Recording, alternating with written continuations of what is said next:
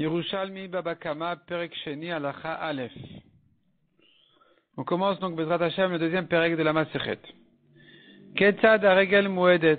Comment on va considérer le Regel, la bête qui a marché, l'animal qui a piétiné?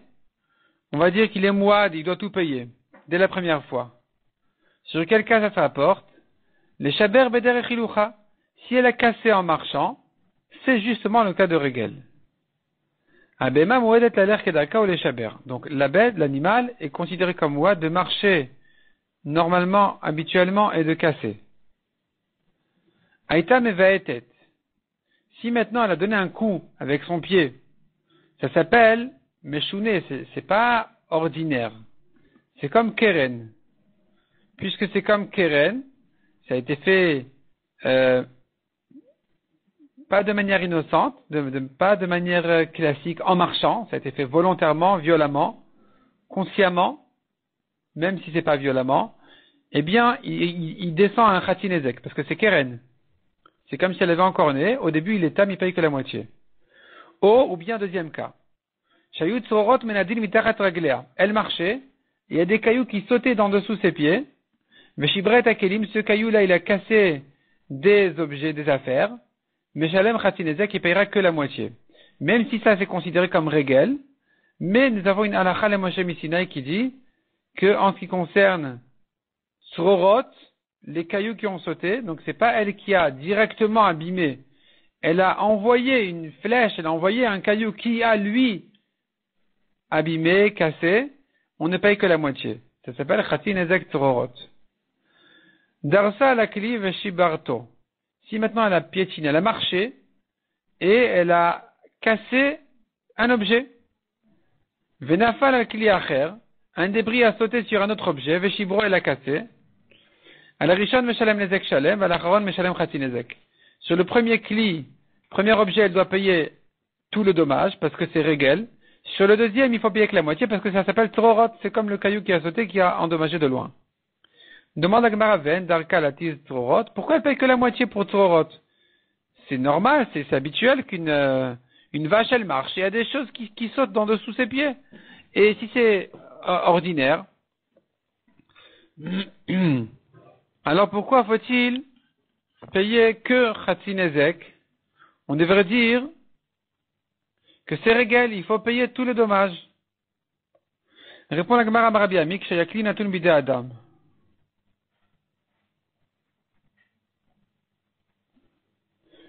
La question en fait elle est comme ça. Parce que la Gemara comprend que puisque c'est Regel, alors il devrait être patour dans un Reshut Harabim. Parce que la règle est de dire, pour chêne et Regel, on n'est pas tout dans un Reshut Harabim.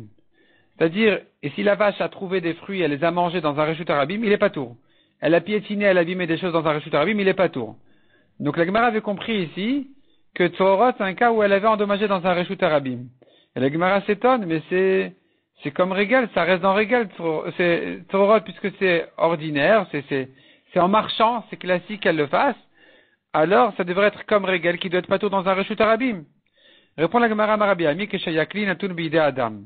Il s'agit ici que l'objet qui a reçu le caillou, la pierre, était dans les mains de quelqu'un, donc ça s'appelle que c'était chez le Nizak.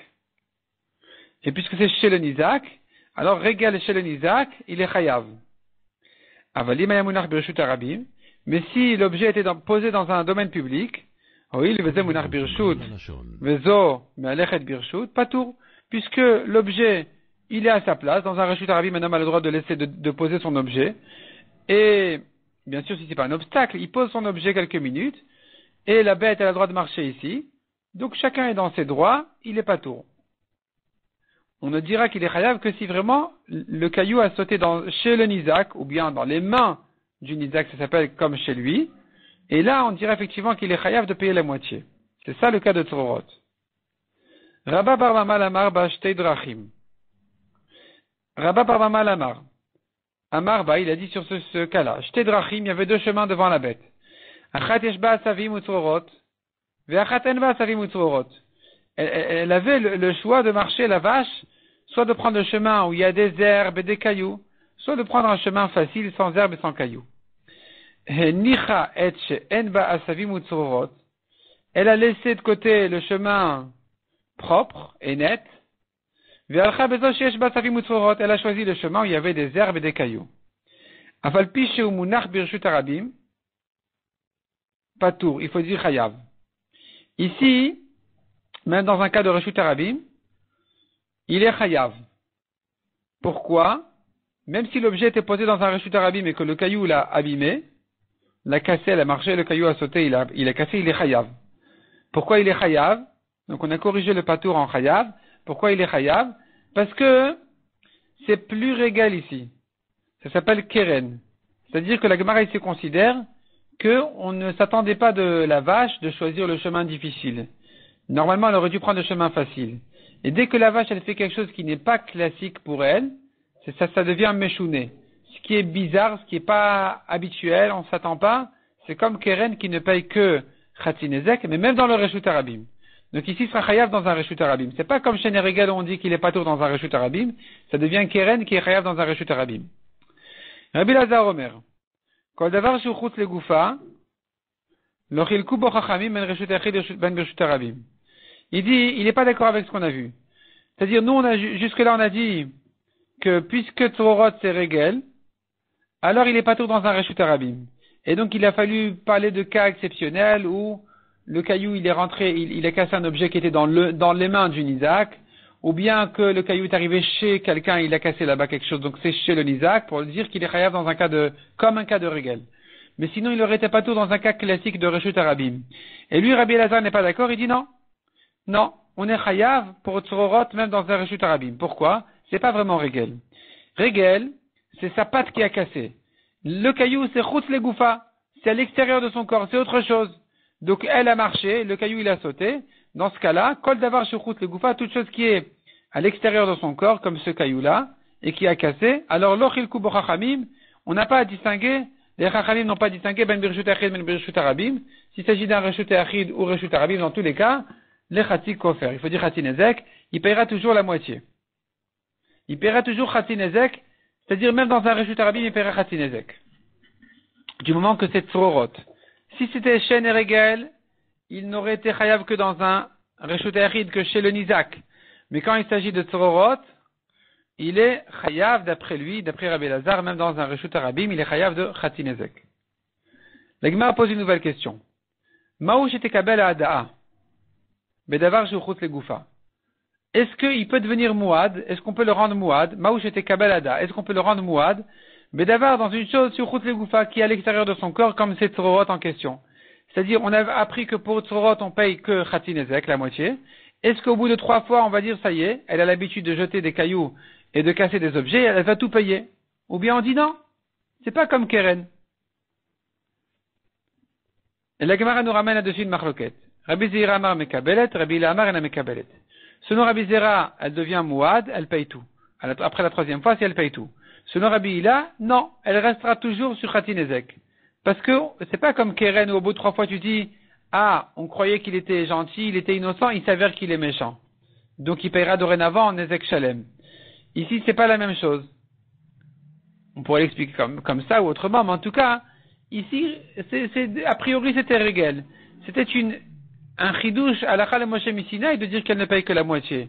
Et donc finalement, il n'y a pas de différence entre la première ou la 10e fois, elle paiera toujours que la moitié.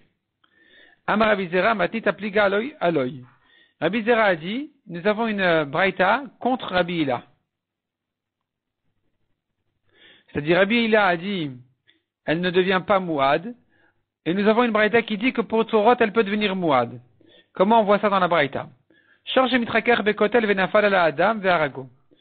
Un taureau, il se grattait sur un mur. Venafal ala adam ve'arago, et le mur, il est tombé sur un homme, donc c'est Tzorot. C'est indirect, il a poussé les pierres qui sont tombées sur quelqu'un, et ça l'a tué. Chayav ve'kofer ou patour mimita. Il est chayav du kofer. Comme un taureau qui a tué un homme. Il est patour de mita, le taureau n'est pas chayav mita. Et la Gemara explique, Vechiyash kofer betam, y a-t-il kofer pour un taureau tam qui a encore né un homme et qui l'a tué? Est-ce qu'il doit payer le kofer? Le kofer, ça veut dire qu'il doit payer le prix de l'homme qui a été tué. Non. La Torah n'a dit kofer que pour un taureau mouad. Donc si tu me parles de kofer, c'est que il s'agit de Mouad. Donc c'est la preuve qu'il peut devenir Mouad dans Tsorot. Et c'est une objection sur Rabbi Hila, qui a dit qu'il ne devient pas Mouad. Mais la fille que Rabbi Hila, l'etipliga, la Gemara dit même sur Rabbi Hila, il faut corriger ici Rabbi Zeira, pardon.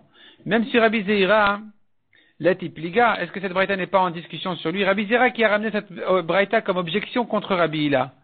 Est-ce que cette braïta n'est pas contre lui-même aussi, Rabbi Zeira? Velama patur mimita kshuada. Si tu me parles que, non, mimita, virgule, point d'interrogation. Lama patur mimita, pourquoi le taureau il est patour de mita? Pourquoi on n'a pas tué ce taureau-là? Si tu considères qu'il est mouad. Tu dis il a l'habitude de faire tomber les murs sur des gens. Donc, il doit payer le kofer parce qu'il est mouad. Et pourtant, il est patour de mita. Mais pourquoi il est patour de mita? Un taureau qui a l'habitude de tuer les gens, il est chayav mita. Peu importe. Sous quelle forme? Répond la Gemara, Beshuada liot mapelet et aktalim, kshipilet akotel lo yadam sham. Elle a l'habitude, c'est vrai, de faire tomber les murs, mais pas quand il y a des gens derrière. Donc, Mouad de faire tomber le mur, oui. Payer le kofer, oui. Mais chayav mita, non. Il n'est pas chayav mita parce qu'il n'avait pas l'intention de tuer les hommes. On n'a pas vu qu'il a l'habitude de tuer les gens derrière les murs. Et puisque c'est la première fois qu'il y a quelqu'un derrière le mur, même s'il a l'habitude de casser les murs, mais on ne va pas dire qu'elle a fait ça consciemment, volontairement, pour le rendre chayav mita. Donc le taureau, dans ce cas-là, n'est pas chayav mita, mais il doit payer le kofer parce qu'il est mouad. Donc on est resté comme Rabbi Zeira, à dire qu'il peut devenir mouad pour tsorot, comme dans ce cas-là, du mur, mais, et pas comme Rabbi Hila qui a dit, et Rabbi Hila était objecté, Rabbi Hila qui avait dit qu'il ne devient pas mouad, il était objecté de cette braïta qui a dit qu'il est chayav du kofer. La Gemara continue et dit, Amar Blazar, itilag lalim meshalem nezek shalem. Si elle a fait ses besoins, il doit payer nezek shalem. C'est pas comme tsorot. C'est pas comme si elle a jeté des cailloux. C'est considéré vraiment comme son corps qui est endommagé. Et puisque c'est comme ça, alors, ça reste comme régel. C'est son corps directement qui est endommagé. Et donc, dans Reshut Arabim, il est patour. Et s'il est patour dans Reshut Arabim, comme régel. C'est-à-dire la bête qui a fait ses besoins dans un Reshut Arabim et qui a abîmé des affaires là-bas, il est pas tour. La Gemara dit c'est évident. Des laken ma'anan amrin. Des laken, si nous n'avait pas appris ça, ma'anan amrin, qu'est-ce qu'on aurait pu croire? Sarir shia maklot biado. Est-ce qu'il doit tenir un récipient pour toujours, est-ce qu'il doit garder toujours dans sa main un récipient sur sa bête pour qu'elle fasse ses besoins dedans? C'est pas logique, c'est pas possible d'exiger une chose pareille de quelqu'un. Donc c'est évident. La Gemara cependant précise, Hadadetema beshen darkalechen, à condition qu'elle n'a pas l'habitude de faire comme ça. Aval beshen darkalechen, mais s'il a l'habitude de faire comme ça, Tsarir shia miklot biado. Alors lui, vraiment quelqu'un qui connaît sa bête et qui sait que elle fait toujours des problèmes, elle fait ses besoins toujours là où il faut pas, dans un reshut arabim, et elle abîme toujours des affaires, alors celui-là effectivement devra faire attention de venir avec un pot pour recevoir ses besoins dans le reshut arabim et ne pas le laisser comme ça tourner. Rabbi Oshaya Rabba, vers Rabbi Uda Nessia. Rabbi Oshaya le Grand et Rabbi Uda Nessia. Havun Yetivin étaient assis.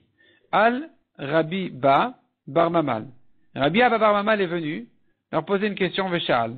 Kishkesha Biznava, Kigon Ilan Pirdata, Maou. Si elle frappe avec sa queue fait à droite, à gauche, comme c'est Pirdata. Pirda, c'est une meule. Est-ce qu'il est chayav ou pas? Est-ce que c'est régel? C'est habituel. Donc, dans un reshut arabim, il est patour. Ou bien non, on dira non, c'est exagéré, il est chayav.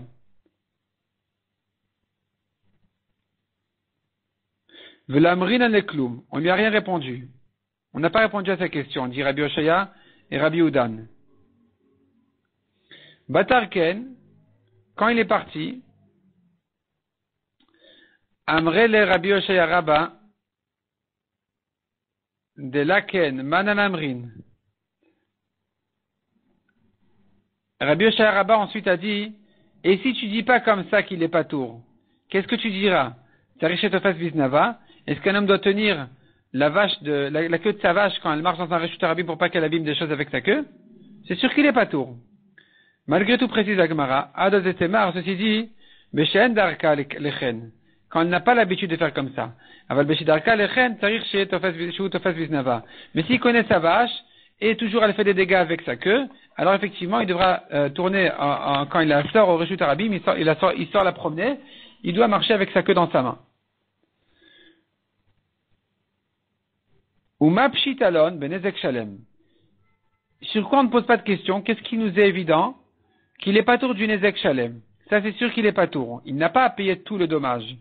Ou matrich alon, la question ne se posait que bechati nezek. Que s'il doit payer la moitié. C'est-à-dire,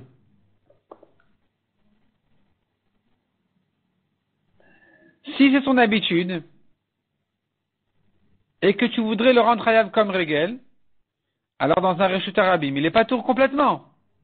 Tout ce qu'on voulait demander, c'était est-ce que il est peut-être hayav de Khatinezek maximum dans un reshut arabim. C'est-à-dire, plus que Khatinezek, on ne peut pas le rendre hayav.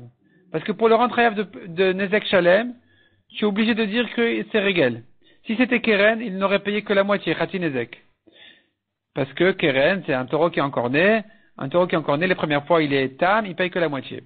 Un taureau qui a piétiné, il est mouad dès la première fois, il paye tout, mais à condition que ce soit chez le Nizak.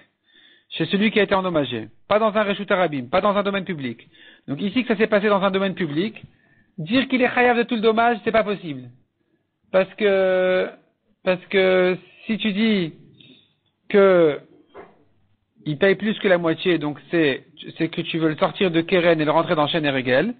Or, dans reshut arabim, il n'est pas tour de Shen et Regel.